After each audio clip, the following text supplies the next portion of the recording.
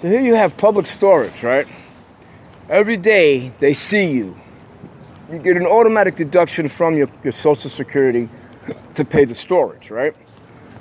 So they waited 15 days to put a lock on my door. They don't even tell you nothing. Obviously, if you're calling me and my phone is not answering or it's out of service, then you can't reach me, right? But today, for some reason, you see me on the camera. All of a sudden, like you saw me every other time, but you just said, you know what, we're not going to tell them nothing. You know, we're just going to let the bank, let the penalty come out so we can get a $30 penalty.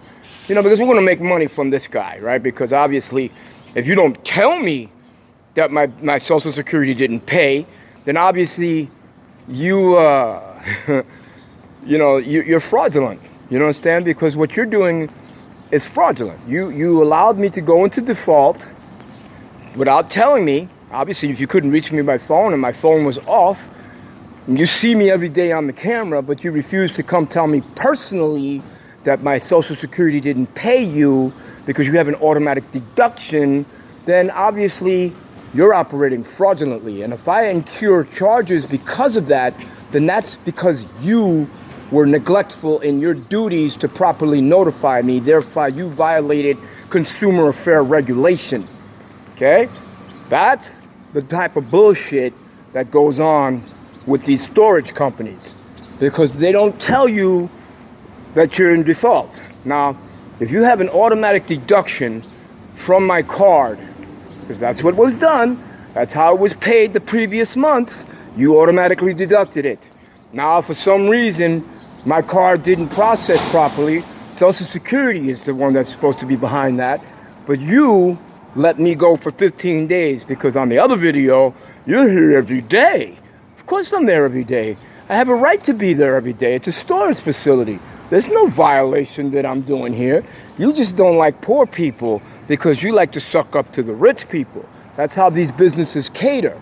So poor people get a double standard. As a 9/11 responder firefighter for 18 fucking years, I resent the fact that these businesses do this to people. Because, you know, poor people obviously are diseased, whereas rich people are stars, you know?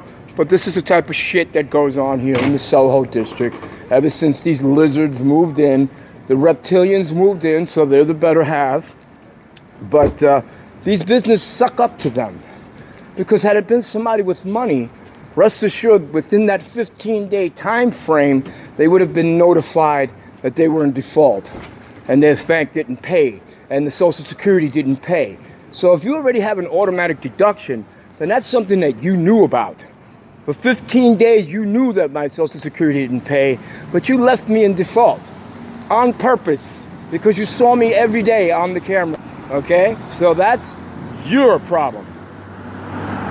Public storage, New York City, committing fraud, misrepresentation, ripping people off, incurring costs, $30 penalty because you failed to notify me that my bank didn't pay you. So you left me in default.